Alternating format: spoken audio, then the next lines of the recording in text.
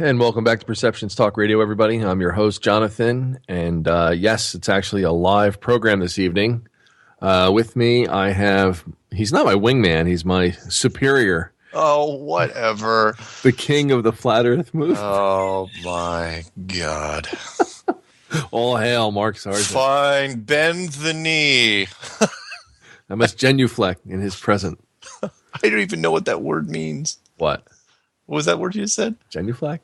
Isn't that the right word? Like when you bow down and Oh, is that what that is? Yeah. That's an old word. Lower one's body briefly by bending one knee to the ground, typically in worship as a sign of respect. You actually had that pulled up on your screen? Well, I pulled it up after I said it to you.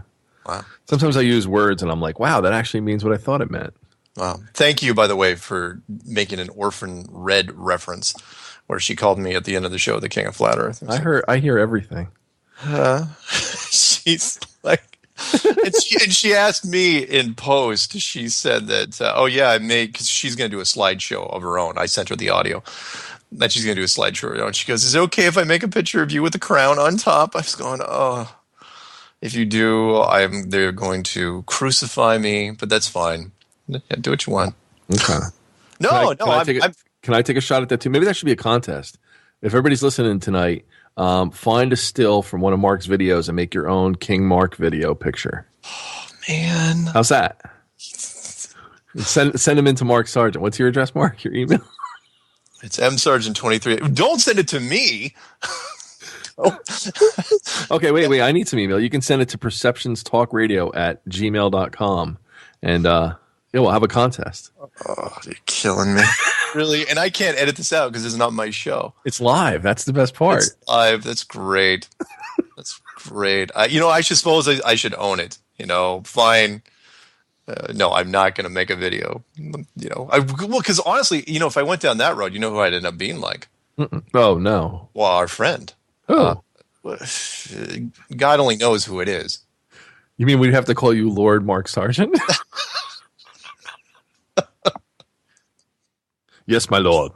See, that's the problem with, I actually I like some of the work he does. I do. But the whole Lord Steve, whole Lord Christ thing, it's just too much. Again, if I didn't respect like what he does, like, for his beliefs and what he's put together, we wouldn't even be mentioning him. So no, that is true. And his video work, his animation work is really, really good stuff. Yeah. And so I'm wondering, it's like, okay, what's the motivation here? Because he could turn it into something a lot bigger. But again, I've said it before on air. It's like he mucks it up on purpose. Like he's got a whole nother agenda. And I don't want to accuse him. I don't. Here's a movie reference for you. Ready? Yeah, shoot. You're the worst concave earther I've ever heard of. Ah, yes, but you have heard of me. That's not Princess Bride, is it? No. Johnny Depp. Oh, Captain Jack Sparrow. Duh. Says you're the worst pirate ever. That's from Pirates of the Caribbean 1, the original. Yep. Pirates of the Caribbean, by the way, which is just it escapes me, how far we've come when it comes to entertainment, because how many have they done? 4? I don't even know. Working on 5 of those things, and people don't realize it's not based off of anything.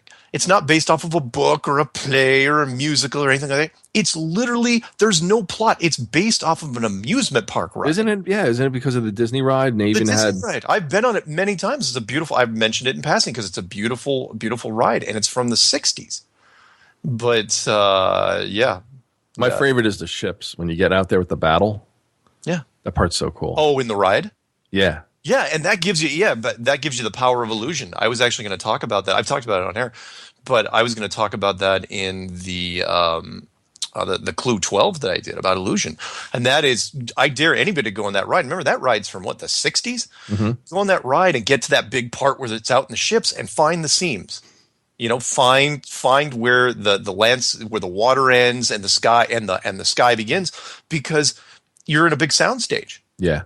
And it's really, really well done. And I've gone on that ride multiple times just to see that when you finally open up into the harbor, it's like, it's beautiful. But that's really old technology. It shows you what we can do. Anyway, I digress. So, speaking of staging, it'd still be interesting to have a big enough studio space or warehouse space where you can make, all these not, I guess, theories or scientific experiments, or like Orphan Red is explaining, the sun, the moon, on a small scale. Just scale it all the way down. Even if you have to use a tennis ball for the sun, or a light bulb for the sun, and a high bouncer for the moon. Yeah. And you scale it to that scale. And then in a big warehouse setting, like, I don't know how many feet you would need it to be. Acres, probably. Oh, would it have to be that big? Well, I mean, you're talking about creating like a replica of the flat Earth model. Yeah. Yeah. Oh, yeah. No, if I have to go back in time and I have $1 billion, I'm going to spend several $100 million to build a multi-acre flat Earth model with the whole 9 yards, with the air conditioning, simulating the jet stream at the top and the underwater conveyor system with pumps and even maybe a magma system. It would be so cool. Right on. Well, no, because I'm just thinking, like, because people, that whole seeing is believing idea that we've always lived with. Oh, yeah. And so I'm wondering what's still going to be the clue, hands down across the board, that everybody kind of sees as the key central meme to this whole thing, for it to just collapse. Right, the flat Earth gold rush clue, where that everyone's looking for on one side, and everybody's trying to shoot down on the other side. Yeah, the thing that everybody understands. And I was going to say, for me, the current one is I guess the front runner, because it changes from time to time. Mm-hmm. But for me, it's the show me curved water. That's my favorite right now. Yeah, it's really good. Plus, all the experts have really been going. I mean, the curve, again, ironically, was not one of the things I touched on in Flat Earth Clues, but it seems to be the one that everybody's gravitating towards. No pun intended there, because it's you can go anywhere and look at it. You can go to Toronto, you can go to Chicago, you can go to, the Hawaiian one they did recently at 90 miles. And they always use water as a reference. So yeah, you're right. And then I've ran into another post. Somebody says, oh, well, the water bulges here and there. I'm going, what? Water bulges? Where? Oh yeah. Like in a glass or something, like when you have the surface tension or something. Well, yeah, on a small scale, it bulges. Yeah. Of course. Yeah. A drop of water is shaped like a dome. But when you look at it with a microscope, but yeah, you're right. That's the one that everyone's kind of going towards right now. I don't know if anything else better is going to come up anytime soon. We'll see though. Cross my fingers. The reason I say that too is because we've all played with water. We all understand water. We've all been in swimming pools, bathtubs, the ocean. So it's something that's easily accessible to anybody. Mm-hmm. Whereas the sun and the moon, and especially the light, when I start seeing these incredible diagrams and animations about light, mm-hmm. It boggles my mind, because as a photographer, you well know, like, you can bounce light from so many different directions, and the key is that you want it to look natural. You don't want it to look like everybody's standing there for a DMV photograph, of their driver's license. You want the light to look natural, right? And you want to be able to control it. So whether you have somebody standing, let's say, outside with the sun behind them and some flash in front, maybe you'll get that nice glow around, like a halo effect around their hair. What I'm saying is, there's so many anomalies with light, depending on what surface it hits and how it casts differently. So, like, have you ever seen a building late at night? There was this one building was, like, really not famous, but you'd see it from the highway over here where I live. Mm-hmm. And when they built it, they used two-way glass, like mirrored glass. Okay. And so at night, if somebody had their office lights on, you could see right into their office. And it was kind of cool looking, but it was kind of stupid in design. Yeah. Right, you're picking your nose, people are going to see it from the highway. Yeah. But what I'm getting at is, what if whatever, let's go with the firmament idea that it's there, the dome, mm-hmm. Whatever it's made out of, that when the sunlight hits it, because now, somebody called in yesterday about the sapphire, maybe it's made of sapphire. Yeah.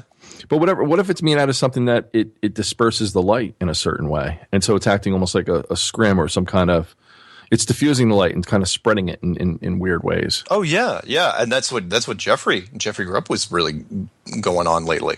And that is that it's not just a structure. It's not just a dome structure. It's acting like one of those giant white umbrellas that you use in photography all the time. Right, exactly. And he says, depending on only it's way more advanced, and it's a multi-purpose thing.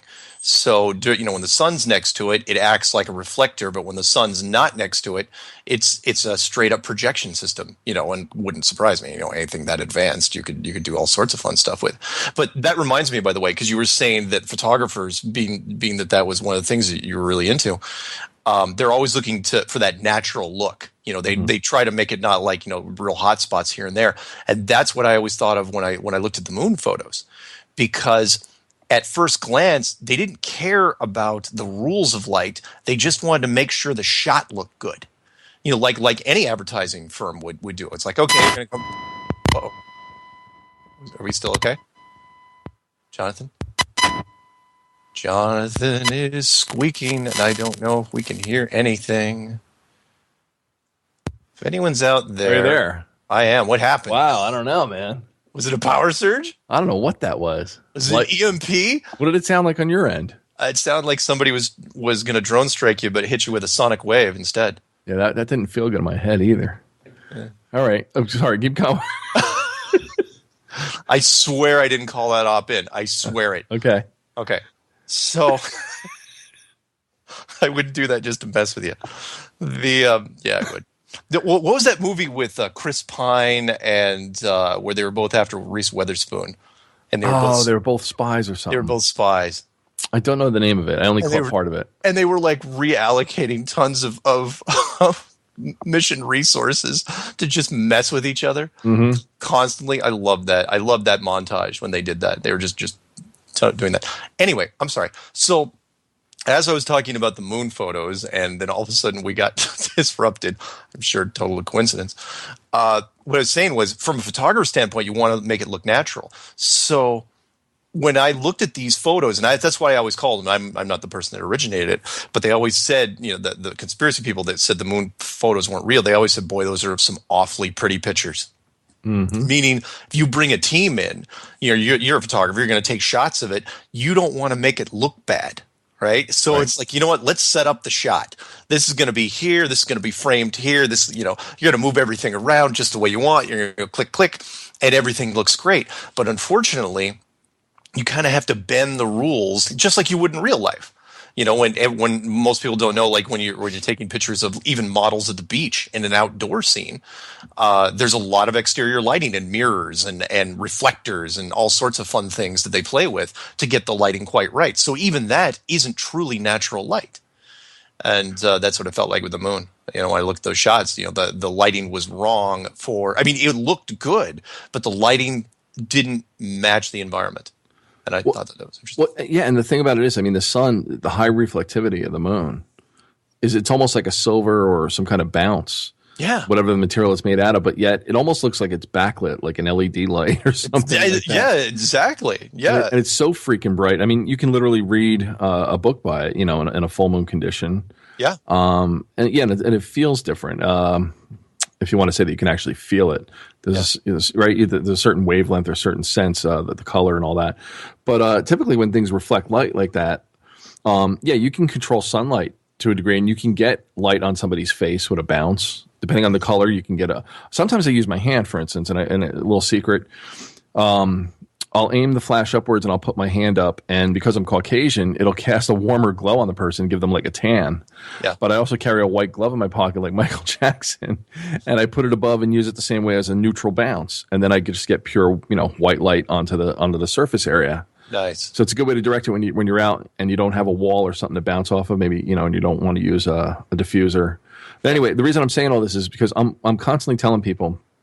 I was like, do you like sunsets? And like, yeah. Like, you like sunrises? Yeah. I was like, do you like the way the Grand Canyon looks at 5 o'clock with all the striations, different colors and everything like that? Yeah.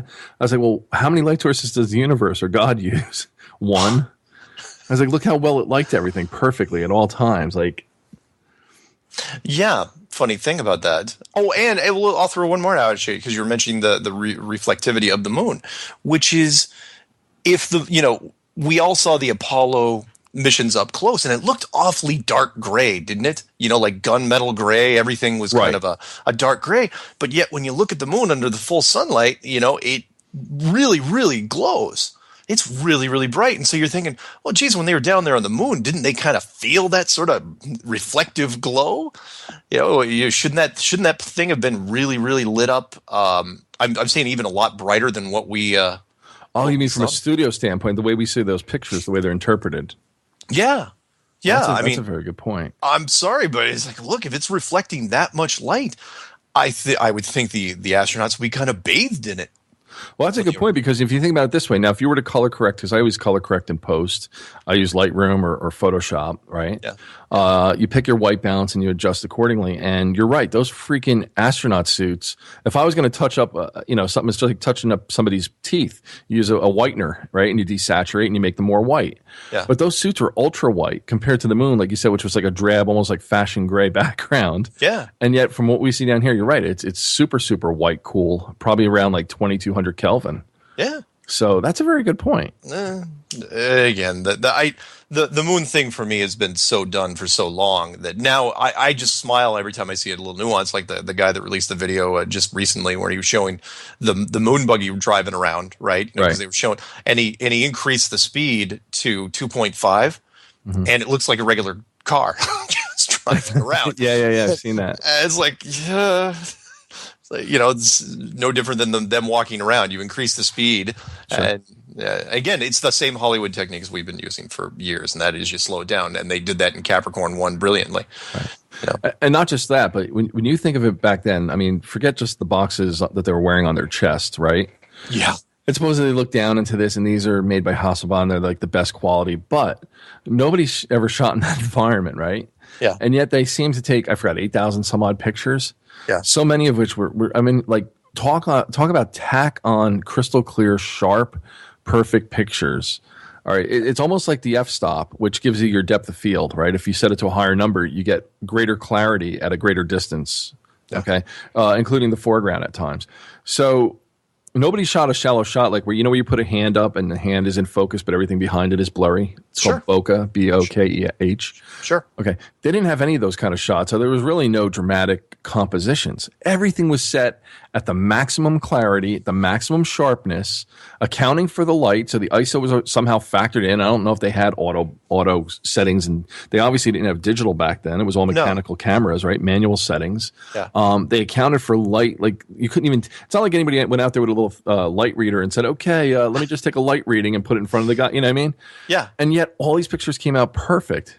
Now, granted, you can develop to a degree in a lab and have some control over that if anybody works in a dark room in the past. Sure. But if you got highlights and it's all blown out because there's too much light flooding in, because that's what you're recording with a camera is light reflectivity, you can't put back what's not there, what doesn't register on the film. So what I'm saying is there should have been a lot more hot shots of like the light of the sun on the side of a helmet, like where you totally have white. You know what I should do? I should grab. Now you gave me an idea just talking about this. Okay. What a crazy spin on this one. I'm going to take NASA photos and I'm going to touch them up the way it should have looked if you or I shot or anybody else, any normal person shot it with all the highlights and burnout and bullshit. Well, Yeah. The way it should look. Yeah. The stuff that's not supposed to be in there. Like I said, they're awfully pretty pictures. They're pictures that basically they knew were immediately going to go into Life magazine. Exactly. And so they had to be iconic. And because they figured out, okay, we're only going to release a limited number of shots, but they all have to be really, really good. Yep. But unfortunately, that was the only shots that were out there. That they didn't, it's like, what happened to all the crap shots? What happened to all the shots you're talking about where there's blur here or somebody's helmet got really, or their face mask really was blinding them because the sun was, they were looking at the sun.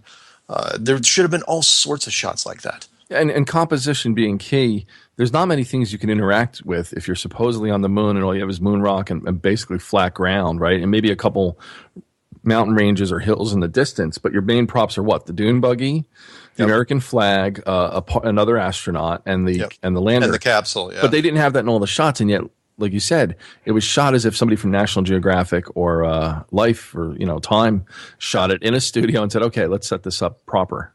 Yeah. It was almost like the photographer's arrogance got in the way, and that is, you think? Exactly. Well, yeah, I'm not gonna make. Nobody told them, or they assumed that they would try to do it on their own. It's like, don't make them perfect. That's what I would have told the guys. Right. Don't make these things perfect, and they did. They did the exact opposite, which was they made them too good to be true. And considering again who was taking the shots, if an advertiser took them, that's exactly what they would look like. Right. But if an astronaut with a chest-mounted camera just clicking away, whatever.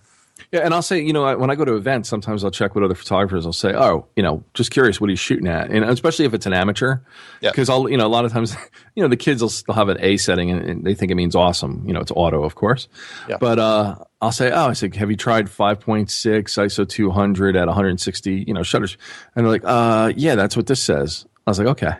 So I'll laugh because, what I'm saying is I've done it long enough, based on the conditions and the lighting and the situation, what to set it to manually. Yeah. And they would not have that control on the moon. 3 astronauts would, like you said before, they'd be more concerned, is my suit going to puncture? Do I have enough oxygen? Not dying, basically. Yeah.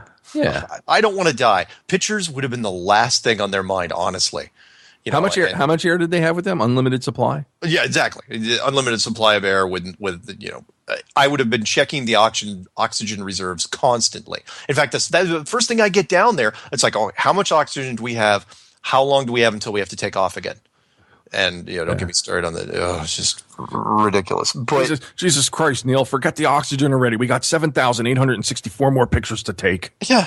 The attitude, and I know I've said this before, but it's so true, which is the attitude that they had on the moon, that nonchalant, singing, playing golf, let's drive around the moon buggy, let's not, mission time means nothing. Right. Are you kidding me? Yeah, and every time that they fell, it's like, oh, fell, gotta get back up. It's like, are you kidding? No one's going to check their suit? Did you ever see that it's really funny on YouTube, the real NASA tapes? And the guy's up there and he's like, mission control. He's like, holy shit, beep. I'm really on the effing moon. Beep. Yeah. I can't effing believe it. I'm on the effing moon. Beep. And that's how it would really go. I mean, this is blowing my effing mind. Beep. I can see the Earth. My mind's blown absolutely would apply to these guys because, as they get down there and really you look back at the Earth and you just don't have that freak out moment. Where it's like, oh man, which is, of course, in my opinion, one of the big reasons why you would never ever send astronauts up there. And that is because if something really bad happened, you're turning the moon into a tombstone. And it's nothing you can get rid of. So every time anyone looks up there, people go, oh, those poor astronauts. we lost 3 men in the first mission and another 3 trying to recover them. Sad day. And that we'd have to have a national holiday just for the freaking astronauts that died. And which is why you would never send them. I'd like to know what the hell they made those rockets out of, because all the crap they're putting together now with all this technology, 2015 keeps blowing up taking off the landing pad. It's like, really? We can't get anything up in the sky anymore. Go back and build a Saturn missile or build, whatever they built back then. Yeah. Where's the last big Saturn rocket that we've sent anywhere? We haven't.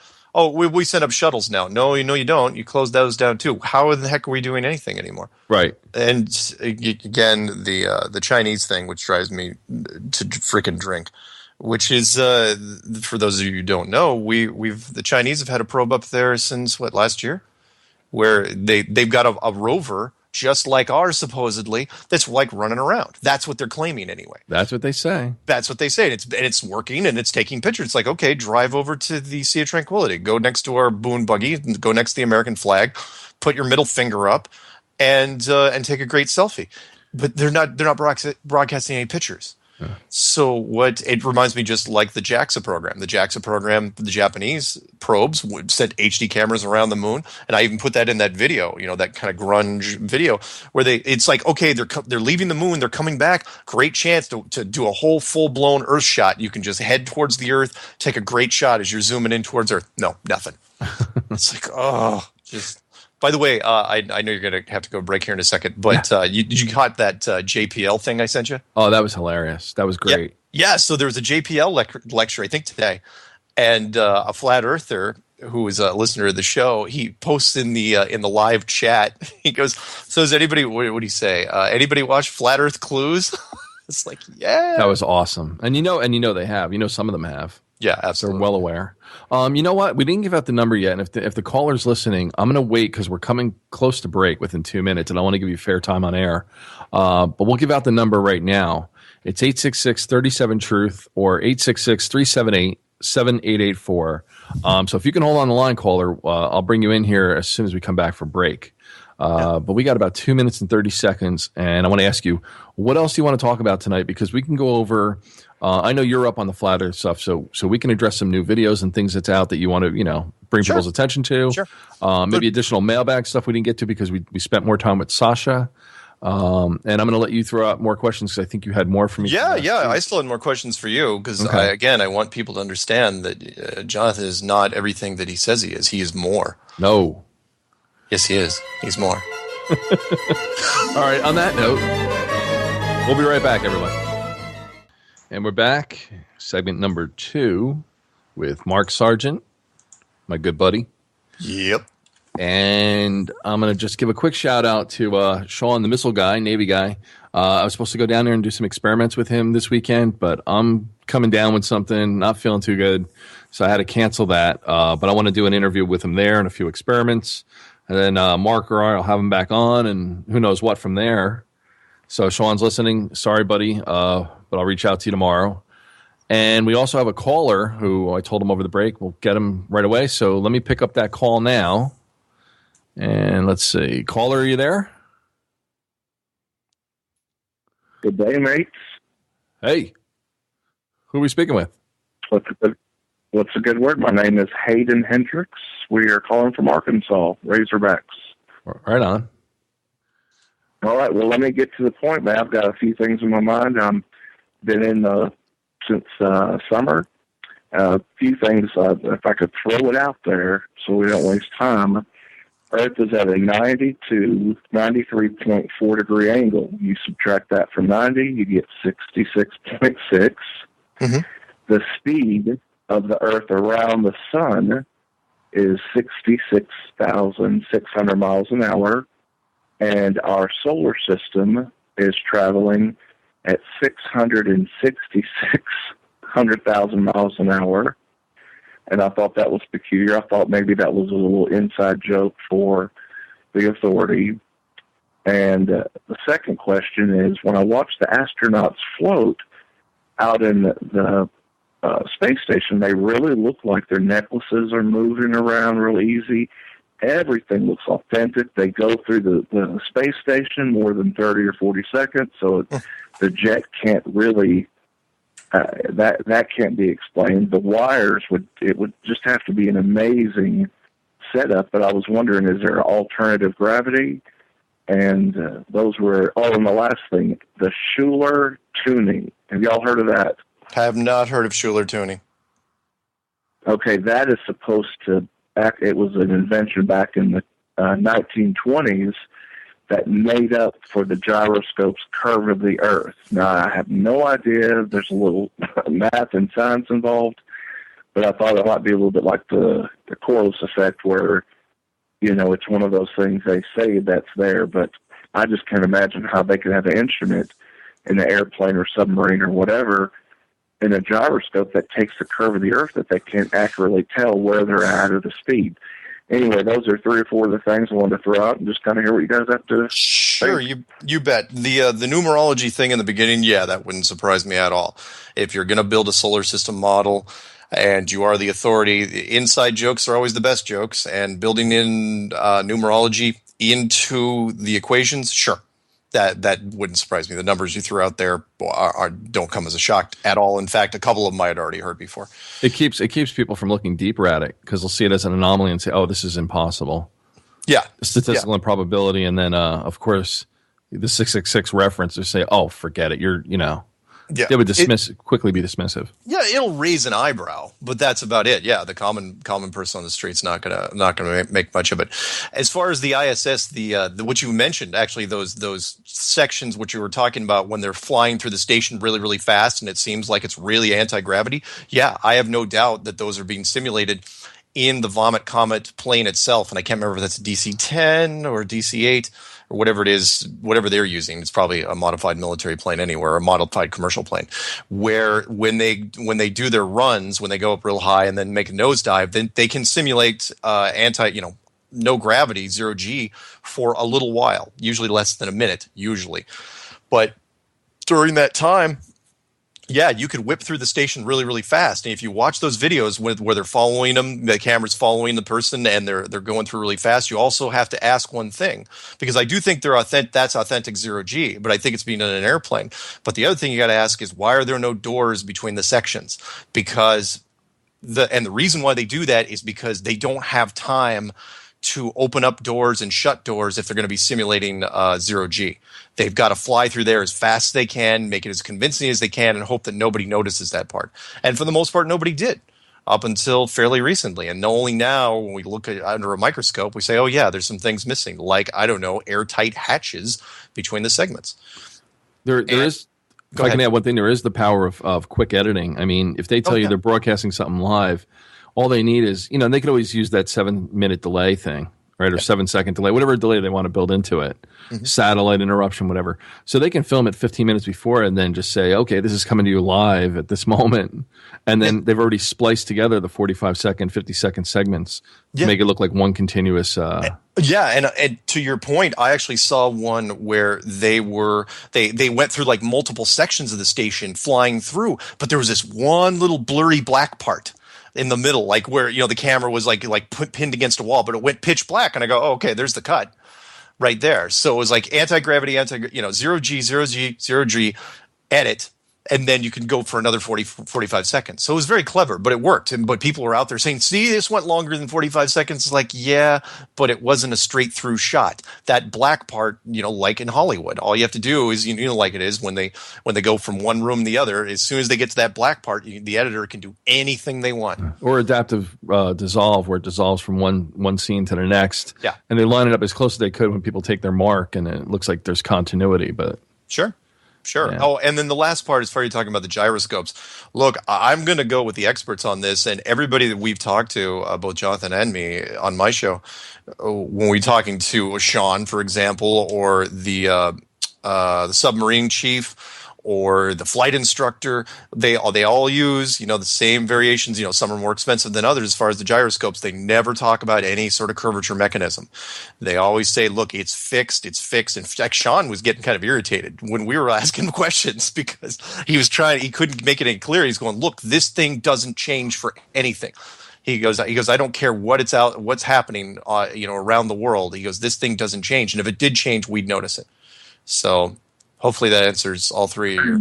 Well, I was just going to say, caller, what was it specifically about the Schuler tuning, though, that you're asking? Or was it... Well, it was supposedly some kind of equation or invention that made up for the curve of the Earth. I was like, how could they incorporate that if you're constantly moving and they didn't have any kind of GPS to say, well, I've gone to this mile. And I thought, that'd be really difficult. And the last part is a biblical reference, is Isaiah chapter 40, when they mention the circle not being a sphere. The only other place in the... Go ahead. No, go ahead. Go ahead. The only place in the Bible that the word ball is used is in Isaiah, but it's talking about God throwing people like a ball.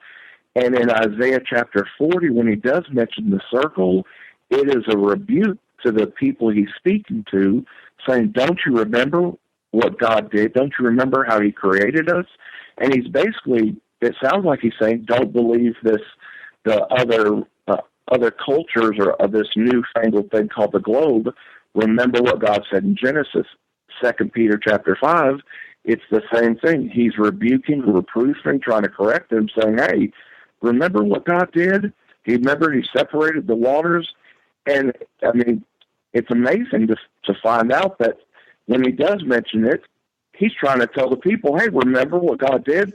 Don't buy into this newfangled idea of the sphere and the universe and space and all that. He's saying, remember what the Lord did in the beginning. Yep, I agree. He who sitteth upon the circle of the earth, and the earth is fixed, the earth is immovable, and goes on and on and on.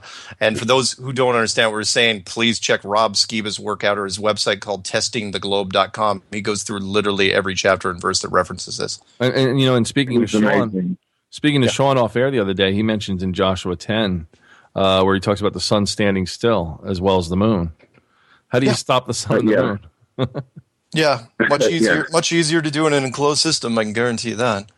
And when it's mechanical or something. Well, when it's mechanical. like Pirates of the Caribbean.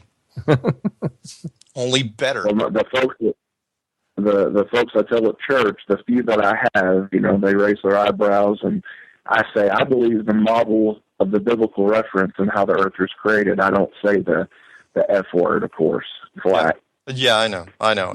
Believe me, it's going to come to a head eventually. Anyone that claims to be a Bible literalist, they're not going to be able to run and hide from this too much longer.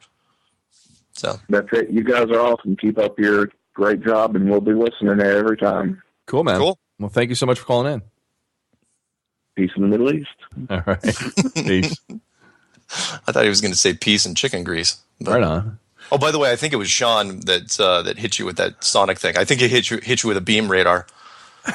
More specifically, a 2-inch beam radar from range. He says he's working with Sparrow missiles, but no. No. Well, no, he probably is, but he probably only had to use his navigation system and target your neighborhood. He's got friends at HARP. Probably does. Yeah.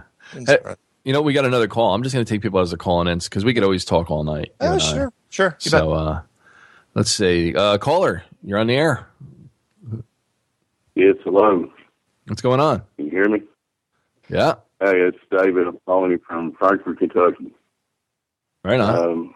Been awake to the flat earth since that summer, generally awake to 9/11 and stuff since like 08, 09. One question I ran across today that I thought you guys might have the answer, I hope.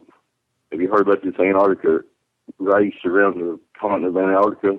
Yeah, I've had a couple. Yeah, a couple people have sent that to me recently. Supposedly, I looked at it a little bit today. It's like a 14,000 kilometer race, supposedly around the continent. Y'all feeling on anything on that? Yeah.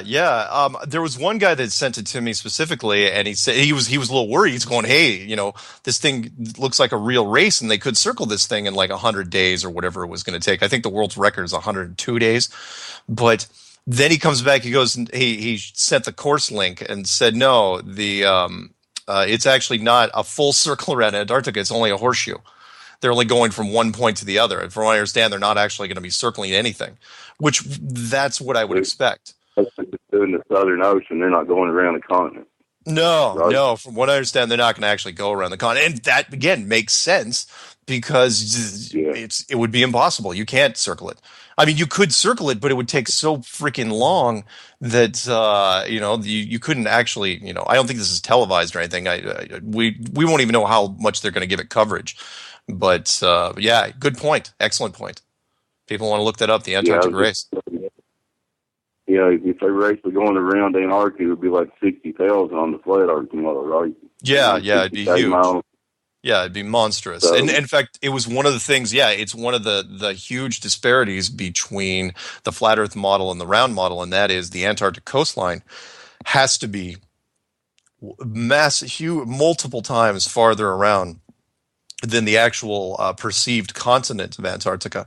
So it's the one thing. It is really the hard proof, but it's unfortunately it's very, very tough to get a hold of because you can't really get within so far of the coastline without special permission or permits.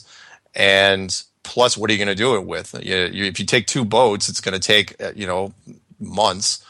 And if you use a plane, well, it may have to stop to refuel. Plus, you have to, rely on the GPS system, which was created by the DoD. So, good point. Like it. Thanks. That sounds like a good answer. I mean, I thought that just real quick that maybe they had some island they were sailing around and calling it Antarctica, but it sounds like they're just going around the ocean down there and just acting like they're going around out of Antarctica, right? Yeah. It doesn't sound like it's going to be much of anything, and but it's a great little pitch because that would show some people. It's like, well, it's not like they're keeping people away from Antarctica. It's like, well, that's not exactly true. This boat race is going to be extremely monitored. Plus, if I'm not mistaken, there's sailboats on top of it. That'll make it. Yeah. Those yachts, I think they are pretty good sized yachts as well. They're full blown yachts? 20, 30 foot, they're like 30-foot yachts is what I was looking at. That's weird because the pictures I was seeing looked like they were big sailboats, but I could be wrong.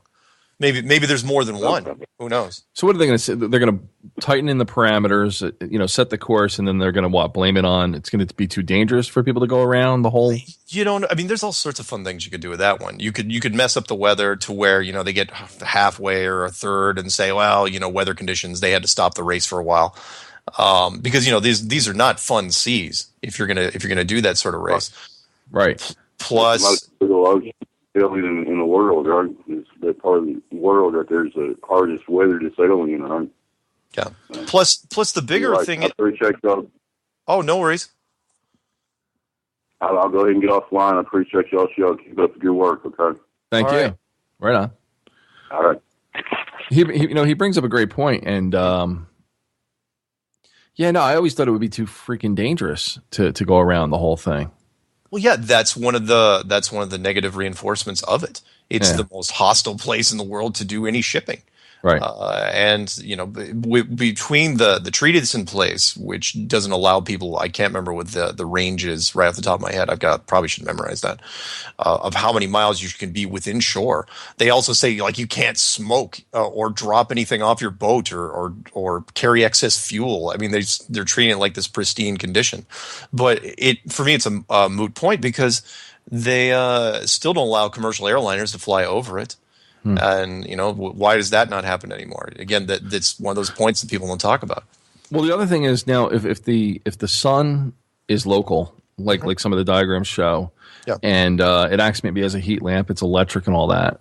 Yeah. Then if it never really gets to the fringe areas of the outer part of the flat Earth, right, in a circle, so it will be colder around the edges, or is it cold beyond the dome?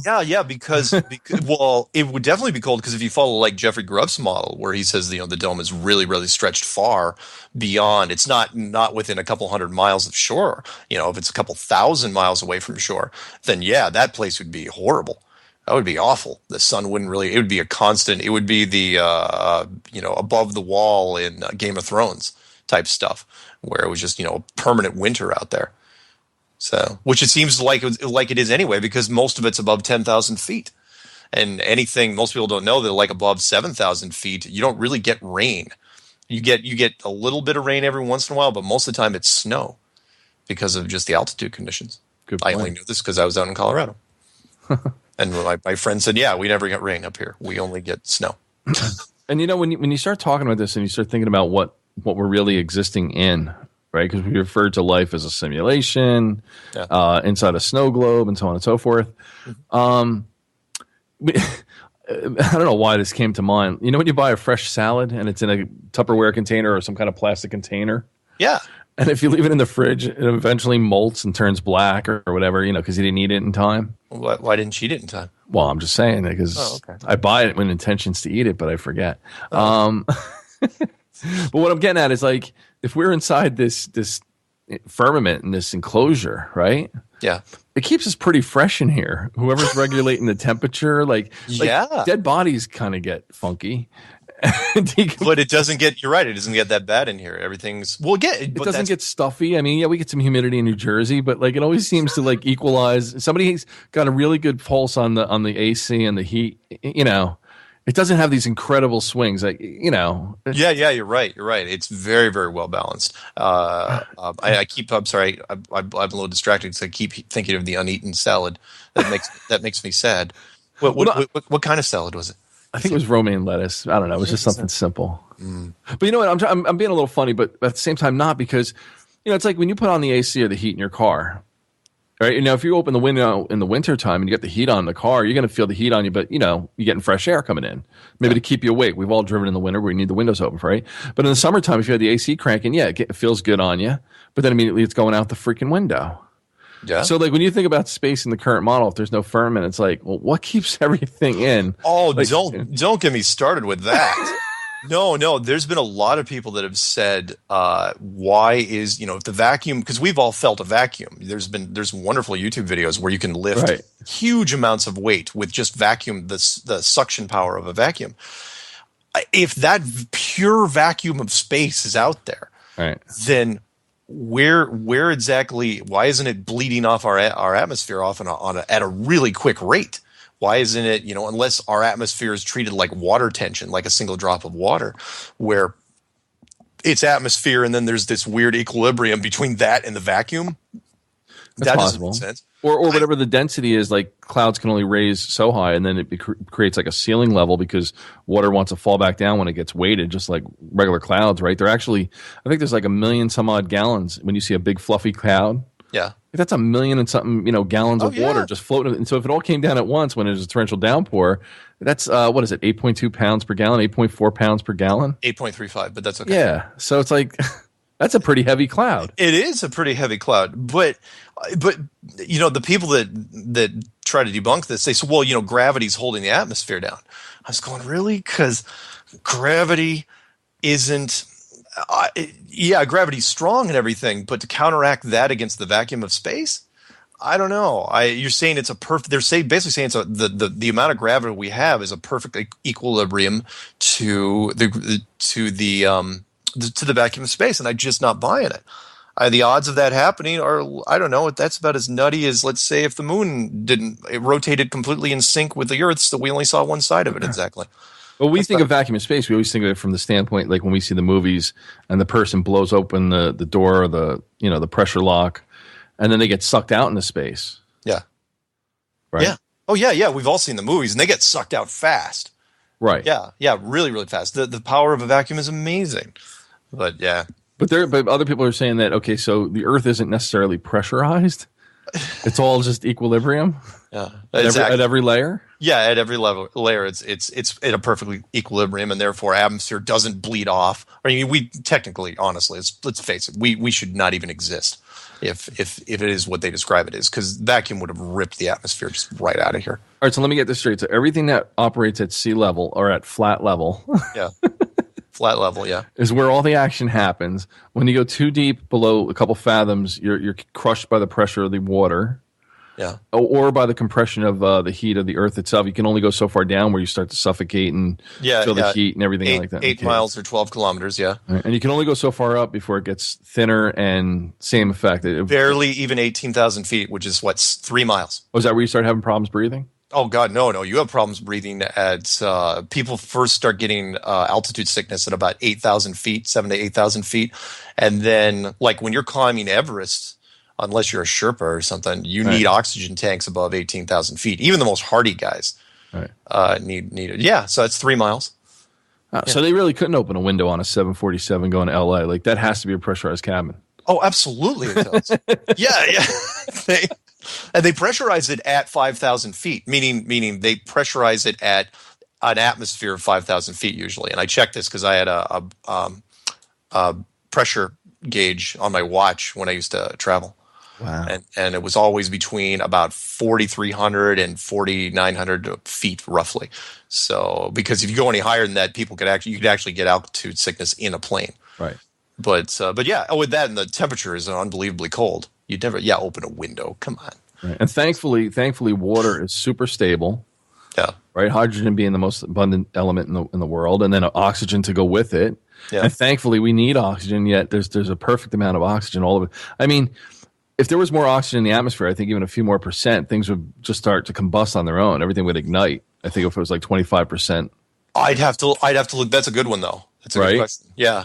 Well, the reason I bring this up is because I laugh and I don't mean to laugh at people, but when there's people that don't believe in a God or believe in a creator or an architect, a designer, a programmer, whatever you want to call it, I look at all these variables and think, man, there's so many freaking things that should go wrong or could go wrong. Mm-hmm. And yet you're telling me these precise calculations happen at every level, at every fathom, at every altitude, you see what I'm saying? Yeah. Like there should be some danger zones where you kind of like you're out in the plains and it says don't cross this line and you cross over it and it's like a field of methane. It's just literally like or a field of oxygen and. Yeah. Oh well, I'm sorry. There is one danger zone out there. Where's that? Oh, that's the what was that thing called? Oh, right, the Van Allen radiation belt. Oh, yeah, that that thing, that big huge band of radiation that's deadly to everything that's human and kills everything on sight. And yet Apollo 8 through Apollo 17 went through it and back, and nobody got hurt. Huh? Remember that one? I forgot about that one. Yeah, I guess nobody read the sign. Oh well, when they went up there, the danger zone, that danger zone. Yeah, that's probably nothing. I mean. what could possibly go wrong flying through a massive radiation belt with no shielding? No. I mean, I'm sure they're fine. And that recent video in talking to go to Mars, they discussed that. We're finally figuring out ways to go through the Van Allen belt. Right? Oh, yeah. The Orion project. The Orion project. Yeah, the one that's currently live. It's ridiculous because they actually go on video and say that, oh yeah, by the way, we're still trying to deal. We're the first stuff we're going to send up is unmanned because we still haven't figured out how to deal with the radiation. I'm going, wait, what year? I actually had to check the year of the video. I thought somebody was messing with me when I first saw it. I was going, wait, this is 2015. This is now. How are they having problems with radiation supposedly? What a great time for the flat Earth to become mainstream, huh?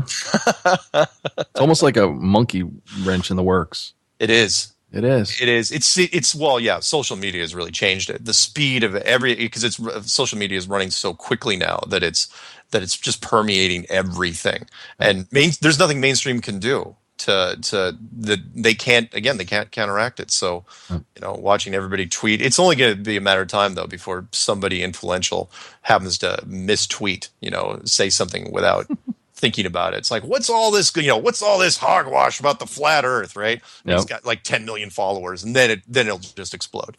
Well, we're coming down to the end of this break. I want to give out the number again so people can call in after. It's 1-866-37-TRUTH or 1-866-378-7884. And I can't believe it's been an hour already. I know. We haven't even gone through the mail from my secretary's desk yet. All right, well, there's the music. So maybe when we get back, we'll do that first if there's no calls. And we're back. Second hour. It's going quick. Here with Mark Sargent, and we haven't even gotten to the mailbag yet. We haven't even gotten to the questions I was going to ask you. How many questions you got? I still got like 5 or 6 questions. Oh, okay. Including why you know so many languages, or bits and pieces of many languages. I don't know about that. The agency taught you Russian, didn't they? That's all right. You don't have to tell me. Uh-oh. God, I say that, and then Jonathan gets hit with a sound wave again. Are you kidding me? Wow. What the You said the moon before and it did that. What the Oh, you have no idea how bad that hurts. I'm so sorry. It's coming through your headphones, but not mine. Jesus. What does it sound like on your end? It just sounds like this weird kind of reddish sound. If sound has a color, color. Oh, you have synesthesia? Is that it? like a high pitched whine. It feels like a lobotomy going through my ears from stereo. Sorry, I am not doing it, I swear. All right. I'm going to get you, whoever it is. I'm going to get you. They're sitting out in a van right now with a radar dish. It's like we used to do. We used to take microwaves and you take off the doors and stick a screwdriver in the thing so it would work and put it right up to somebody's house and scramble their TV and stuff. It sounds like a radar signal when I'm listening to it from this side. Like a ping, like a really strong ping. Interesting. Hey, listen, we got a caller real quick. Let's do that. Right. And then we'll answer your questions and whatever. All right. Caller, you're on the air. Hey, what's going on, guys? What's going on? That's on my cat, sorry. Hey, wait, what's your I know cat? you guys checking Gianna. Cool. Right on. Yeah, it's she's a Russian blue. She's all gray. If you're a Farscape fan, you'll get it. Anyway, nice. I do the Check Flat Earth on YouTube every day. She's seen the new stuff that's coming up, and I'd seen Jesse Spots was kind of going on a tangent today, and something about star gods doing some exodus to Antarctica. This got me thinking. I don't know if you've checked into that or heard about this. I have. Trying to get out there and okay. Well, if we're going with the flat Earth model, as it's like a record, being on a record player, why do you have to even go to Antarctica? This should be really simple for us to calculate. I'm a landlubber, I don't own a boat, but anyone who travels the seas could do this by simply going 10 degrees above and 10 degrees below the equator and just follow that line. You could go off of the coast of, go across the Atlantic. And that distance should be longer than what it would be on a globe model. Yeah, you're right. You don't have to go all the way to the worst ocean in the world. You only have to go 10 degrees above, 10 degrees below. Oh, that's a good Simple. point. If Good point. If the math is longer on the below the equator, then our model is correct. If it's the same both direction, 10 degrees above, 10 degrees below, simple. Then it's the ball. You're saying maintain your heading and course and speed, and then do the calculation from that. Stay on that. Yeah. Just to calculate the mileage, and you would have to stay on that parallel, on that line. Yeah. And it would be a curved line on our model, but it'd be no different than if you put a record on a record player, it's going to go, the track on the outside, it takes longer to get around that than it would the track on the inside of the record. Excellent. You can calculate that measurement. Yep. And basically what they're telling us with the AE map is, well, you put it over a ball and you put it on, put the North Pole on the top of the ball and you wrap it around and connect it at the bottom. Yeah. So that would give you equal distance, 10 degrees above and 10 degrees below the equator. If it's a flat, round, flat Earth map, then it's going to be longer distances, which again gets into, one of your clues on the flights don't line up. Yeah. And okay, yeah, that's great, but I don't own an airline. You don't own an airline. We can't do that. But there are plenty of people who travel across the ocean in their own boats. Yeah. Yeah. Good. Excellent point. This could be done. And instead of having to go to these extremes of get to Antarctica and travel across the ice. Look, dude, I don't want to go on the ice. I like warm weather. You guys want to go to Antarctica and find the dome? That's great. I already believe, that I've found the proofs necessary for me to know what's up there, and that I can do that on my own. But for the people who need the proofs, they go to these extremes like it's not necessary. Excellent point. It's right there. You're right. And if anyone didn't understand what he was saying, basically the azimuthal equidistant projection, if that is literal, then that all you have to do, 10 degrees is fine. 10 degrees a circle above the equator, 10 degree circle below the equator. If it's a globe, they should be the exact same distance. But if it's the AE map, the one below the equator should be significantly longer than the one than the and you could even it'd be the same distance if you're having equal points. We don't need equal points. All we need is go look on a map or the globe that they tell us it is, and just go from like Recife, Brazil, over to somewhere correlating on whatever parallel in Africa. Calculate that distance.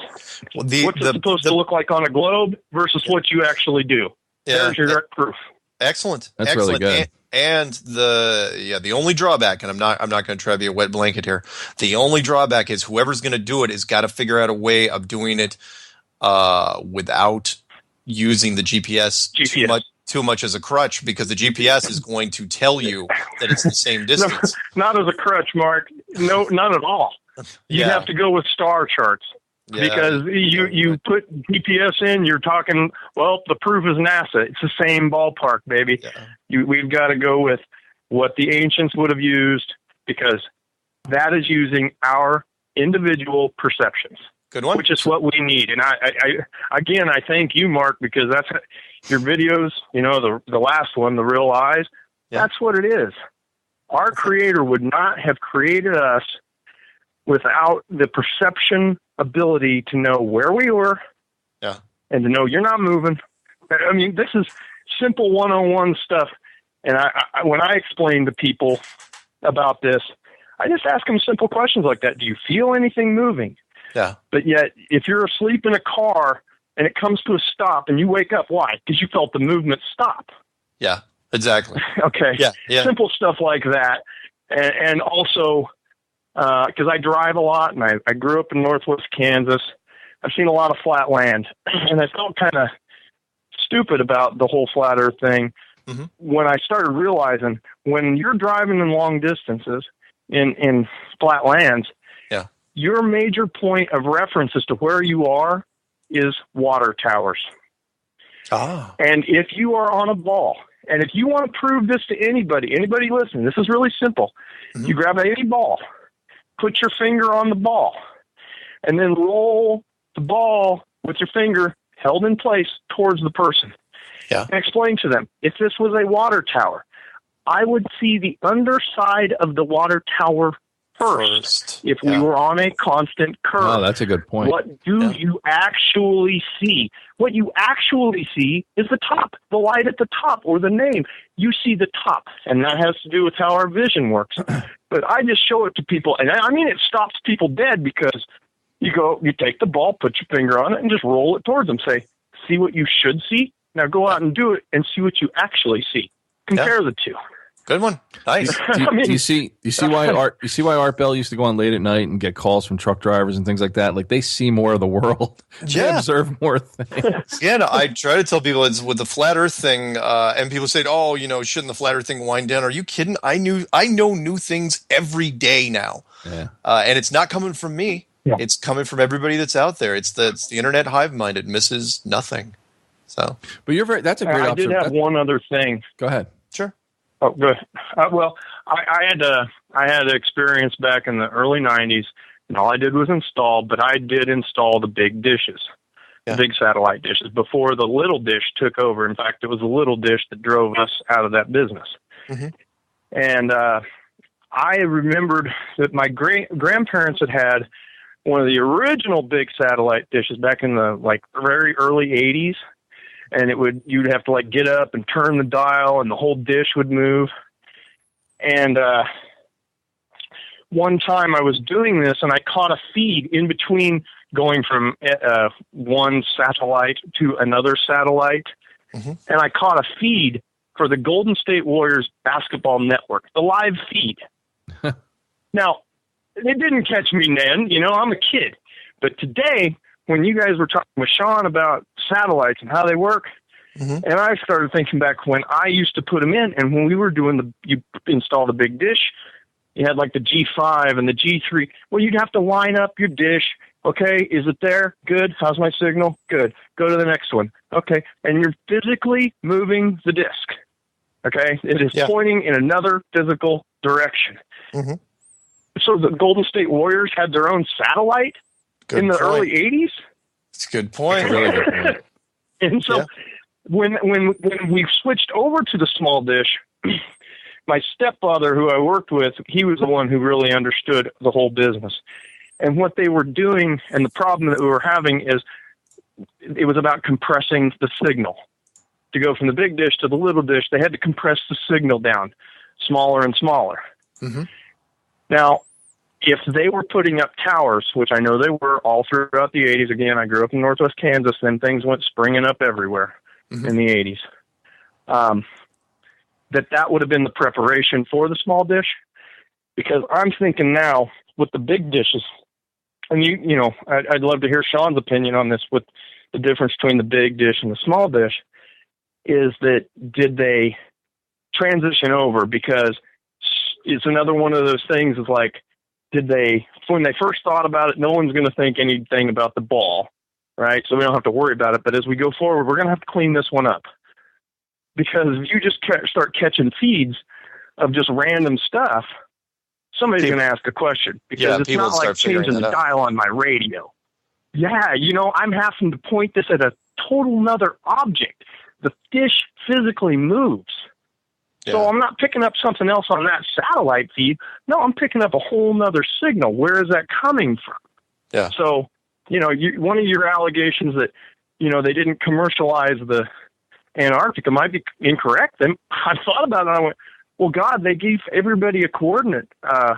Maybe they sold parts of the wall, like billboard space. You point here, you pay this much. Wow. And as soon as we can get the towers in place and compress it, then we can own it, because RCA sunk basically their entire company into the small dish. If it hadn't gone over, they would have been out of business. Sure. So, I mean, this is just a couple things that I'd thought about for a while.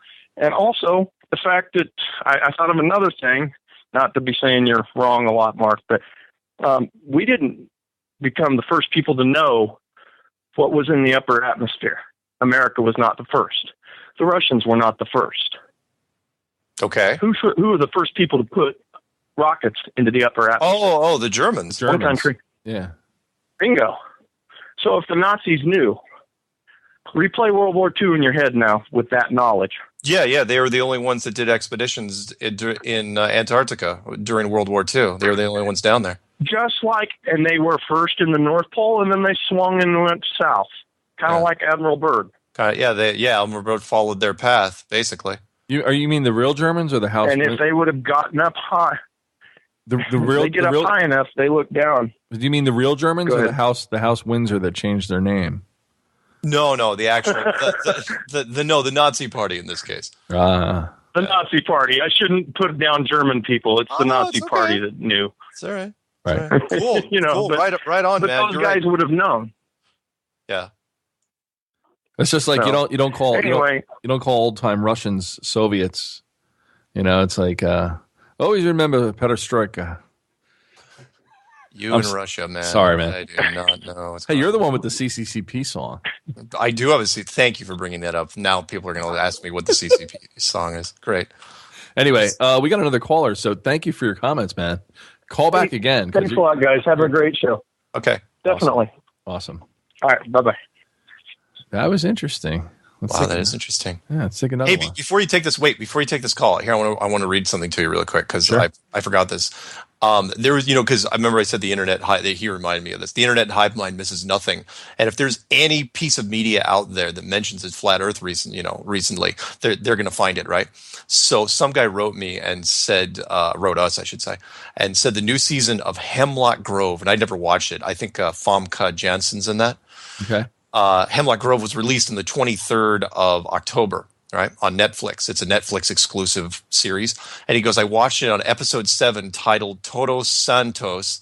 And I actually downloaded this and watched this. So this was episode, the last season, or this current season, episode 7. You can hear it on the radio at the beginning of the episode. So the two main characters are driving in a van. And on the car radio, you hear like a talk radio show going in the background. And the talk radio shows this quote, and this is verbatim. I just have one thing to say to all the flat earthers and anti-science kooks out there. Put the crack pipe down. Of course we've been to the moon. Wow. I know, and that was the line. I'm watching this thing on my computer. I was going, really? Really? That's what you're going to throw in there? It's like you wonder if the writers, again, put it in there just to get a dig. The writers are looking for material and saw some YouTube videos and decided to put it out there. So, yeah. That's awesome. Anyone wants to watch, download, put it up on YouTube. I wasn't going to, but episode 7, Hemlock Grove of this season that was aired on the 23rd. Anyway, just that one clip. That'd be good. Yeah, let's take Justin. Sorry. No worries. I want to get another call in. Let's see, possibly Canada. I don't know where they're from. California. You're on the air. Hi, this is Brian with Humana Story. I got a question for Mark Sargent. Do it up. Hey, Brian. Okay. Hey, what's up, Mark? Okay. Hey. So I had a user actually write me, and he was talking about the moon temperatures. He said with proper equipment, you can show that the moon is a different type of light than the sun and is actually a cooling light. You can ask any of your guests to do this measurement, and the moon is supposed to be a reflection of the sun, when in fact it's its own light source. So this can be demonstrated by placing two objects with the same material, preferably something metallic that conducts heat and cools well. You can do it outside, and if you place one in the shade of the moonlight and one directly in the sun, you get two different temperatures. So the question here is why? Excellent question. It's all mechanical.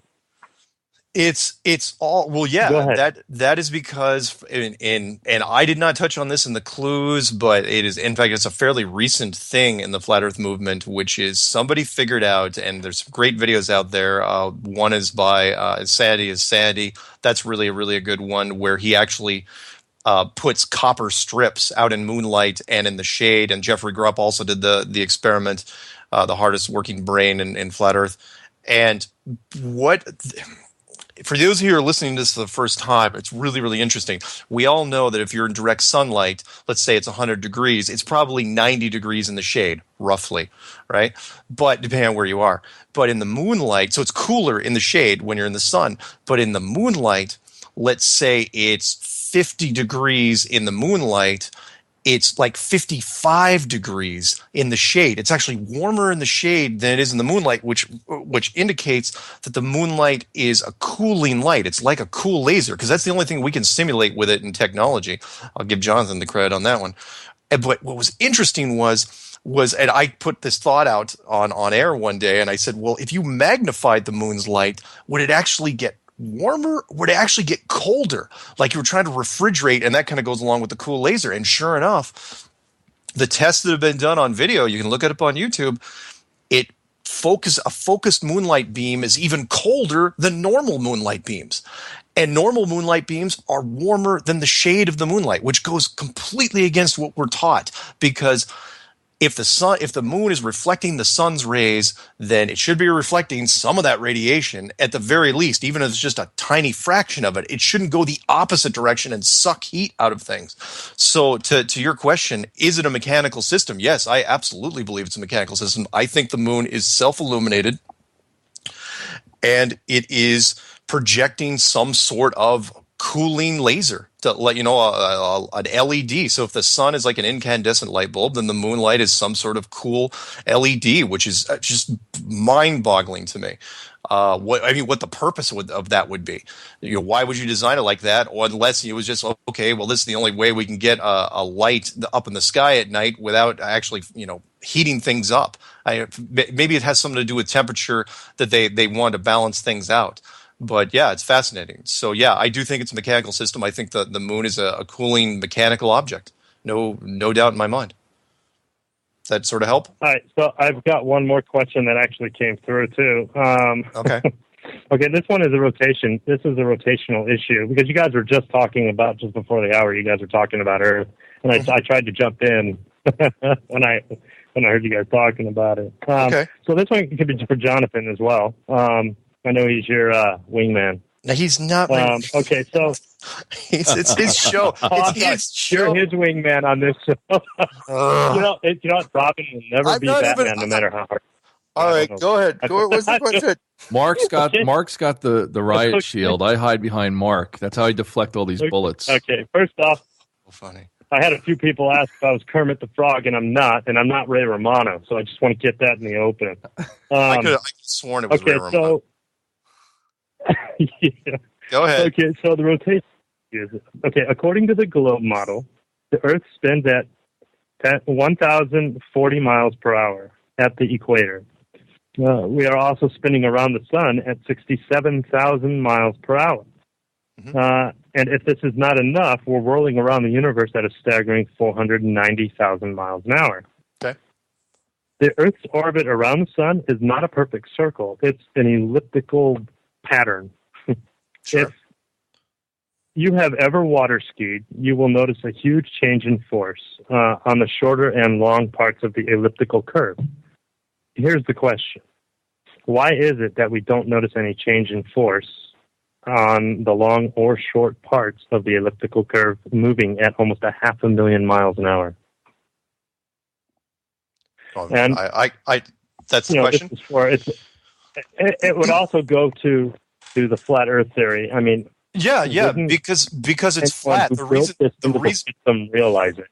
Yeah, the reason why. If the Earth is an elliptical orbit, that means that there's going to be parts where the orbit's going to speed up or slow down, like a water ski, depending on where it is in the orbit. And you would think that during part of that orbit, we would feel, I mean, heck, let me be blunt. We don't feel the rotation. We don't feel us flying around anywhere. So, yeah, it's another aspect. One of the main questions that came along with that, not to cut you off, and I know I'm going to get flack for this too. That's okay. I did it to you a lot, the other one. Go ahead. But one of the main questions is, if it's flat and we're not moving, mm-hmm. Why is it they didn't think that we would catch on to this? Because this is kind of a big mistake. I mean, if they know we're going to get the technology eventually to realize that it's a flat Earth, we're not moving. That's like a dead giveaway. It was never. So why would they not have? Yeah, I get where you're going with this. In my opinion, this was never supposed to last forever, like any of the civilizations before us. And we all know there's civilizations that have come and gone on this plane before us. They were only going to every civilization, when they reach a certain level of technology, is going to detect this. It's just a question of when. In our case, roughly 5,000 years of our current civilization, and then we kind of figure out that's a pretty good stretch of time, considering we went, we didn't really figure out anything. Of course, we assumed some things, for the first 4,000 years, but it's since once we reached what we call modern times, we never thought twice about it. We just believed what science told us and what NASA told us and what the authority told us. So that lasted for quite a while. We detected it officially. I think we detected it back in the 50s, and then the authorities decide they're just going to hang on to the deception for as long as they can. But yeah, what you're saying here, I don't think it was a design flaw. I don't think that at all. I think that they just, it's like, because I think we could have probably been fooled for much, much longer. I think this is where everything changes and we move into a different phase of our civilization. Okay, so either one of you two can answer this, because this is a question that I had. The Flat Earth movement, a lot of the people in the Flat Earth movement don't believe that there are aliens or any external beings. And I run into the problem that the flat Earth theory is, well, if it's a created structure, that means something had to have created it. Yes. So I don't quite understand how they're coming up with there's no, we call them aliens, call them whatever you want, call it God, call it aliens, whatever. Yeah. Why do they say that there is nothing? We'll answer that question. Hold on, Paul. We'll answer that question when we come back. And we're back, and you're funny, Mark. Thank you. You're a funny guy. Going into the last segment already. So the question about aliens that guy had before we went to break. It's an older question, but I get it all the time, and that is, what role? It's like, look, people say a lot of things about aliens. Are there aliens up there? And what does that mean? I mean, we've all heard the alien stories over the years, decades. We've heard them forever. They go back a long, long time. Does that discount what aliens mean in an enclosed system in a Truman Show type environment? Not at all. As a matter of fact, it makes them way, way more intimate. Does that mean that any one species or group built this structure? Then we start getting into some weird questions. Did the divine build it? Did God subcontract it out? Is it an advanced civilization? Is it the Anunnaki? Is it the Nephilim? We're not going to know until they reveal themselves what roles they play, but they do. Whoever's up there, and I have absolutely no doubt there's things flying around up there, and they've been flying around a lot longer than the United States Air Force. In case anyone thinks, it's all the U.S. government. No, it's not. Look up the 1561 Nuremberg event. That'll blow your mind. But I think they take on a whole different role. Who do I think they are? I think they are the older versions of us. I think they are the remnants of the civilizations that were here before ours. How many civilizations were here before ours? I don't know. 5, 10, we don't know, or a whole bunch more. It really, really depends. But they have a role to play, and apparently it's a hands-off policy right now because they're not allowed to come down and say hi to us. Yeah, but people refer to the aliens like the government or something, like it's one body that all works in unison when a lot of it's compartmentalized. If you're saying the aliens, you're talking about like an away team, or you're talking about a science team. Don't they have something better to do? Don't they have families to go home to? Like, I think they do. I think they have regular jobs like we do. I mean, not exactly like we do. I think they're way more elegant. But I've seen, I've taken night vision out, and I've been going out for years and watching these suckers fly around. And a lot of the time, it feels like they're in a commute. Like they get up, they go do whatever they do, because even in Starfleet, everyone had their daily duties. We only saw the exciting stuff, but there were people that all they did was cook.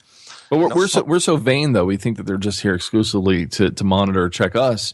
And then the classic Star Trek 4, the voyage home, where they go and they had to retrieve a whale back in time. Yeah. Because the one alien ship came along, sent out a signal, which sounds like a whale song underwater, and there was no response from the Earth, and basically the thing was going to obliterate Earth, just increasing its signal, wondering, where the hell's my child? Exactly. Yeah, exactly. I think whoever, the other civilizations are aware of us. And I think some intervene and do some stuff here and there, but for the most part, it's again, it's like, yeah, don't mess with the civilization that's currently in the growth process, Right. because they've got their stuff to do and you've got your stuff to do, and don't mess around. Again, look up the 1561 Nuremberg event. It's creepy. I won't go into it in detail right now. So I just pray that there's no Papa Roach in the sky that comes down and looks at us the way we look at cockroaches or, other insects and says, you know what? I think this planet's had enough of you, and sprays the equivalent of diatomaceous earth and gets rid of us all. Because so many other species have been eliminated, unfortunately, by our actions. Yes. So we have to hope that they're only so intelligent if they're related to any other creature on Earth. Hey, I'm hoping there's a happy ending. I can't. Well, yeah. It's because I'd hate to think that we're just going to get set up for a big fall. Yeah. But we'll see. I always hope that if a mothership, this is the last thing, that if they come into the sky, that they play some kind of song along the line of like Jaws or something, like something really ominous with big loudspeakers and thanks, like the dark rated R version of Close Encounters. Yeah, or trumpets, those loud trumpets, those deep bass trumpets. Well, if you do that, you're going to wake up the church at that point. Of course, yeah, but it's for effect. Anyway, yeah, like the big trumpets they played at the end of Red State, directed by Kevin Smith. Where that's how they got the religious group out of their fortress. They played the what sounded like giant angel trumpets. Wow. Yeah, it was a good ploy. It worked. All right, we got another caller. They've been waiting patiently. Let's get them on here. And out of Dallas, Texas, how you doing? Hey, Mark, Jonathan, how you guys doing? Doing good. Good. Yeah, this is Wes States with Flat Earth News. Anyhow, I was just listening earlier to the other caller when he was talking about the moon test and whatnot, and it just dawned on me. Just the other night, I was out, outside having a cigarette, and happened to notice the moon was super bright and whatnot, and I'm standing kind of underneath the eave of the garage in the shade, and I just kind of stepped out and went, can't really tell. So then I put my hand down on the shade side and then put my hand in the light side, and what a difference. So technically, you all don't have to do any big, huge tests, which is great that you do that. But if you just want to, just use your hand, and you can tell a huge difference in the temp. Nice. That's fantastic. Yeah. Freak people out. I mean, I was shocked on how much of a difference, because I laid my hand on the shade side for probably about 10, 15 seconds before I put the other hand, not the same hand, but the other hand onto the light side. Yeah. And that's when it was like a ice cube. It was like literally like putting your hand on ice. That was one thing. And like I said, anybody can do that. Mm-hmm. But I was thinking about some of the things that some of the people I wanted to try to get in on this. And I think one person, which you all would probably agree with me, may or may not be on board. He had his own conspiracy show out there on TV, and it ran for a little bit. And I'm kind of thinking that this started coming down the pipeline, and the minute whoever above got a hold of it, yanked the show off. And I'm referring to Jesse Ventura. Ah, interesting. Former governor of Minnesota. Oh no, I'm where I'm calling from. Yeah, Jesse Ventura, ex-governor of Minnesota, ex-wrestler, ex-Navy SEAL, and former conspiracy guy. Yeah, co-star of one of my favorite shows, favorite movies of all time, Predator, with Arnold Schwarzenegger. Yeah, you're right. Yes. He would be an interesting one to get a hold of. And if anyone out, that's what I'm doing. I'm working on it, man. I'm working on it. I've got his email and I've got his Facebook, and I'm putting it out there to see if he would. And I didn't even mention Flat Earth, and I don't want to until I talk to him personally. But I would love to have it if he does go for it. Get him onto outlooks or hangouts with you and Jonathan, of course, and anybody else. I'm thinking about like throwing out some invites to, Jaron. Throwing some invites out. Yeah. Eric DeBay and Matt Boylan, which I don't know if Matt would ever show up, but it'd be cool if he did, if he knew that Jesse was going to be there. It's not like it's going to hurt his political career at this point. I mean, he's been on TV, he's been on Opie and Anthony, so I mean, he's out there already. Sure. If Jesse if he ever wants to talk, I'd love to speak with Jesse Ventura because I enjoyed the work that he did, and I wonder if sometimes that he actually argued with the producers on his conspiracy show because he seemed like he sounded like a real no nonsense guy that really wanted to get things done. It wouldn't surprise me if they tried to turn him in a different direction. So. Oh, absolutely, absolutely. And I personally have met him back when he was governor briefly, and then I also briefly met him back in 1980 when he was a wrestler. And the only reason why I remember that so vividly is I had front row seats. I had brought my future brother-in-law. He was quite young at the time. I think he was 15. I was 19. Yeah. And brought him. I just dated myself, didn't I? But anyhow, we were front row seats, and his girlfriend was sitting two seats from us, and he got thrown over the rope, and it was televised. You could probably catch it, but he got thrown over the rope, and his foot came around and clocked his girlfriend and damn near knocked her out. Wow. So that was my meeting with him. I'm over there helping him pick her up, and so I did get on camera, but like I said, I don't know if you could find it on YouTube, that'd be awesome. But hey, listen, we got to even bothered. Yeah, I don't want to cut you off, but we got to go. We got another caller on here, and I thank you so much for that. No problem, guys. All right. Keep going. All right. Thank you. Thanks. Bye. There was the other caller just dropped. Son of a. Well, they do that sometimes. That's all right. When he picks back up. Before that, there was a. Do people get nervous? By the way, is it like they know that they're next, and then they kind of hang up? I freak out. Do you? Bit. Yeah. It's almost like they have a good thought, and then they hear somebody else talking. They're like, you know what? This isn't really a great question. I'm not ready. Boom. Yeah. Sorry. There is that. No, it's okay. There was a guy that wrote in. His name was Bill, and he said something about 4 or 5 days before I saw your Flat Earth Clues video. I was sitting on a plane, looking out my window, just thinking that there was something wrong with the Earth and the universe everyone was believing. How did I know that places were where they said they were? So as on cue, your video popped into my YouTube, and I watched it thinking it was a joke, of course. By the time I got to the airline routes, which I tried myself, my reality was starting to crumble. Everything started to make much more sense.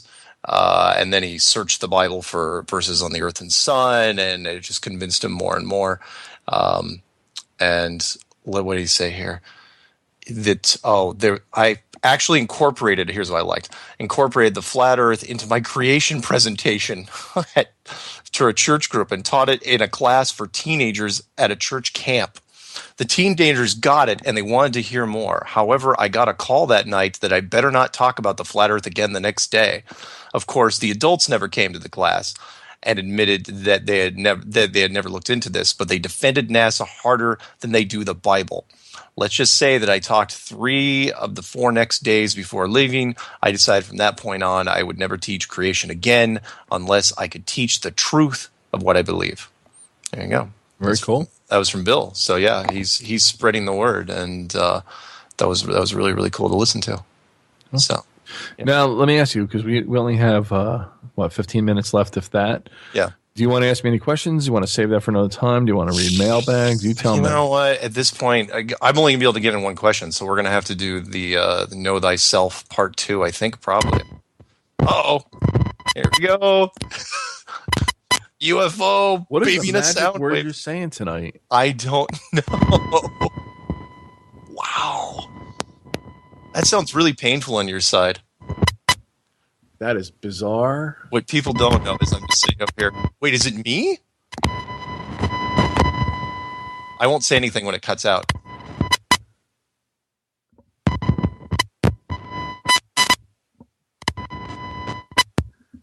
Are you there?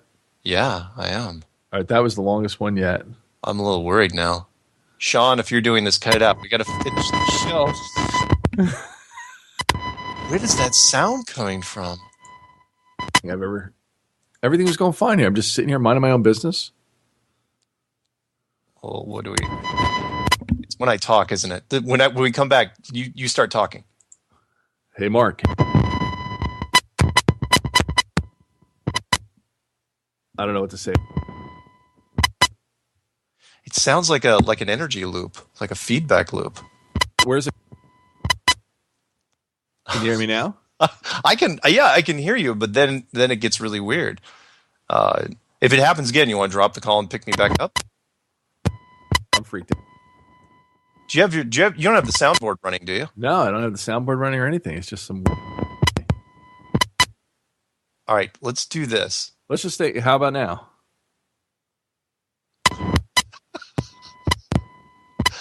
It's being queued up by something. If anyone at the NSA, seriously, if any of you guys stop it for a while, we got to finish the show. How about now? Can you hear me? Can you hear me? I can hear you. Weird. Okay, if it kicks in now, let's just drop me and then pick me right back up. All right, whoever's doing this. Normally I'd say you were messing with me. I am not messing with you, man. It's freaking me out in my ears. Yeah, because you're wearing a new set of headphones, right? Yeah, they're Sony studio monitors. They're really good. I'm dying to know what it sounds like on playback. People are gonna trying to decipher what's going on if it's not. Maybe it's the UFOs, the aliens, because I made a comment. Or we actually answered a question about the aliens. Yeah, maybe. Perhaps. Maybe it's a signal to say you're on the right track. Do you have one question you want to ask me, or you want to save it for next time? No. Let's save it. Because I'd like to. I mean, because I got a bunch of questions. I don't want to ask you just one question. Okay. I'm going to save it for another show. But I do have more stuff that came in. Interesting stuff. Like, for example, Jay writes, Mark, remember the Neil deGrasse Tyson tweet about kicking the football and hitting the goal post because of the Coriolis effect? Mm-hmm. I actually got a response from a professional football player. Okay.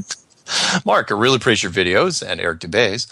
I have to give him kudos because he was the first I saw. I hope there's peace between you two. I hope so too. I just wanted to let you know that I played 9 years of professional football, American kind, and knew many place kickers and punters. I know for a fact that they never took the Coriolis effect when they kicked their field goals. Take care. You and Jonathan make a great duo on the vids. Very entertaining. P.S. You should probably get a pro golfer that knocks the crap out of the ball off the tee and ask them if they take the rotation of the earth into consideration. Take care, Jay. And I actually looked up his email address, reversed it, and he actually is a pro ball player. Played, what do you say, 9 years? That's about right. Sweet. Yeah, it was really cool. He played in the 80s. Well, let me ask you a question. That brings up a good point. Who in the mainstream or which celebrities do you know of any that currently believe in the flat Earth, or who do you think will be the first? And I don't consider Jesse Ventura a celebrity in that sense. Well, not anymore. I mean, when he was governor, yeah, maybe he could have done it. But I don't know. I mean, I like Jesse Ventura, but as far as the celebrities go, I think it's going to go the other way. I think someone is going to pick it up. I think a celebrity is going to pick it up, but in a negative way. And they're going to get attention that way. You mean like Kylie Jenner or some crap? Well, yeah, Kylie Jenner's got millions of Twitter followers. And she thinks she knows something about chemtrails. I wish she'd say something about flat Earth, even positive or negative. But what I'm getting at is all you need is one big celebrity or news person or whatever to go at it from a different angle and say, this flat Earth stuff is ridiculous. I can't believe we're talking about it. I can't believe it's a topic. And once they tweet that, once they do that, people will pick up on it, which is why I think that Joe Rogan may have even done it deliberately. He's probably at home cursing me if he's listening to this. but it's true. He brought it 3 different times on 3 different shows and said, oh, yeah, flat Earth's ridiculous. And you wonder if it's a backhanded way of him bringing it up. Perhaps. And I think that Alex Jones should do the same thing. By the way, if you have Twitter, like she has a lot of followers, are they considered twits? Like silly or foolish people? That's why I think of them. But anyway. Nice. Yeah. Yeah, I'd love for her to mention it. Just even in passing. I don't care. Even bad publicity is going to be good publicity here because they're going to talk about it. So, no worries. As far as who the celeb is, I don't know who the celeb is going to be, but I want it to be as long as the word gets out. I don't care how it gets out. Now, if my favorite person comes out with it, like Neil Tyson or somebody big, Stephen Hawking, somebody, then it would just what? Then what would happen? Well, Neil deGrasse Tyson can't bring it up, unfortunately, because it's his own letter of resignation if he does it. No, I know, but would they do to him what they did to Will Smith in Enemy of the State? Would they like totally upside down his life? Set him up if they did. Oh yeah. He can't.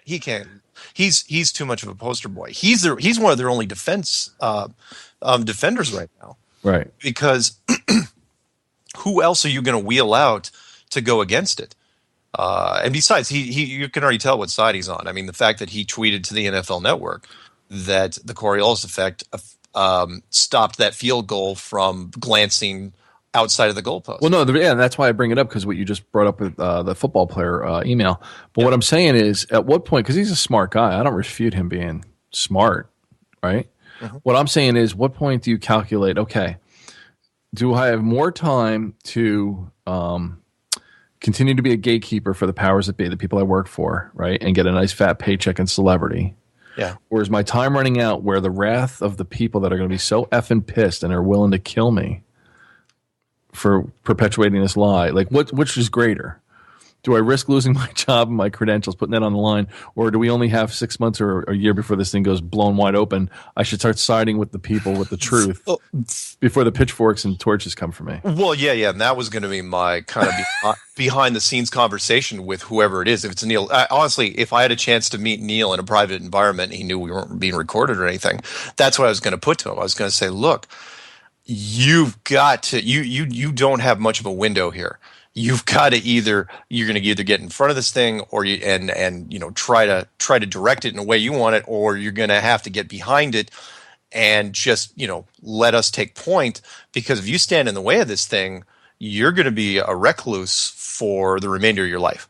You're going to have to draw your shades and never come out of your house. And there's no mea culpas with a mom scene that wants blood. I mean, it's almost like he'll be like, everything's all right, but calm down, and everything's fine. He's gonna be like Kevin Bacon at the end of Animal House. They're just gonna trample over him. All is well. Yeah. All is well.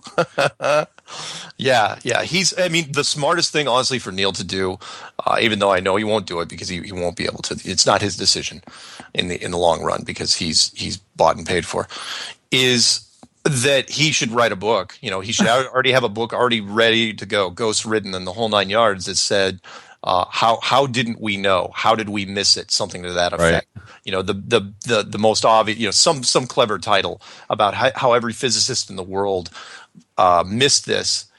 And they're going to say, it's not their fault because it was based on previous, long dead other, previous physicists who would, base their stuff on a bad foundation. And I'll even help him out further. I'll give him a book title right now. He can call it Plan C, because we never had a Plan B. How do you like that? That's good.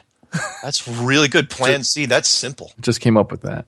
That's really good. Neil, listen to this. Seriously, get a ghostwriter like right now. You can have somebody start whipping up this thing on, keep it real hush hush. Have it on demand, and when people start coming, just release it to the public. Yeah. Cover your butt. Yeah, because unfortunately, he would. I mean, talk about your proverbial thrown under the bus. He would be like the guy. I remember that one scene in the original Dead Zone with Christopher Walken and Yep. Martin Sheen, when he looked at when he saw the future, when Christopher Walken saw the future, and he was on the cover of Newsweek, the presidential candidate, no future for Stilson. I keep saying that with like Neil deGrasse Tyson on every magazine cover, hanging his head, lies, some horrible thing. But yeah, he'll be the guy, because unfortunately, if you're the front man, what are you going to do? Anyway, we'll see. A few minutes left. Hang on, I got one more. Let me throw one more out, and then we can discuss. Yeah. This one's from Kelly. Kelly says, my fiance was an airborne ranger in the late 1980s, too many stories to tell. And he had a general contractor's license ever since in 10 states. We work in dirt and rock and never had to account for any kind of curvature in construction. Also, we do not believe in a round tilted spinning ball. Erosion would run it in a southward direction and not span in all directions as we counter every day. As hard as it was to swallow, he admits it must be flat. And then she sent me a bunch of cool little pictures. So, right on. I love it. Yeah. How many more people do we need? And yeah, I mean, I get it. I'm looking for more people. We had that string of people that you and I interviewed on Strange World. The missile instructor, the submarine guy, the flight instructor, the surveyor, the career surveyor, and there was one more. The industrial engineer. Right. And they're all saying the same thing. Nobody's contradicting anything. They're all saying the same thing. It's like, look, it's flat. It's flat. Right. It's never been a globe. So. And by the way, to the listening audience, I have some other guests that are coming on yet. We're going to do pre-records because of their tight schedules. Besides Flat Earth, Lisa Wilson from the Raw Food Institute, a bunch of others. I just don't want to say anything yet because then you'd be like, well, when are they going to be on? When are they going to be on? And it's really hard. It's coordinating time with people because now I'm on at midnight. So if I'm on the East Coast, they can't all come on this late. Thankfully, Mark's now in Washington, so this lines up really well. Yeah, it does work because I get to start at 9. Unfortunately, well, you stay up later than I do. Yeah, it doesn't matter to me. I'm usually, warm milk in bed by like 8, but I can stay up. I'm kidding. Warm milk does work though. Does it? It's a chemical thing, apparently. I could drink espresso and go right to sleep. It doesn't matter. Really? Yeah. Of course, it doesn't help people that are vegans. But I don't know. Well, I'm just saying. I have no idea. Anyway, what do you want? It's your show. What do you want to end on? I don't know. We got a minute. That's all we got is a minute. I don't know what I'm doing next as far as next week yet. Maybe mailbag because I've got so many mail things stacking up. And I, by the way, I apologize. People, by the way, if you're going to try to text me on my phone, it's better if you email me because I check that way more often than I do my phone. I don't carry my phone with me. I just check it every so often. And I mean, voicemails are great, fantastic. Leave them if you can. And again, if you want to talk to me, as far as you want to come out forward and say, hey, look, I deal with a career that proves the earth is flat, please, I want to talk to you. Yeah, right on. And again, call into the show. Thank you for the comments I read on Mark's channel. And with that, we'll see you soon. Mark? Hey, it was fun. Right. Thanks, buddy. See you, man.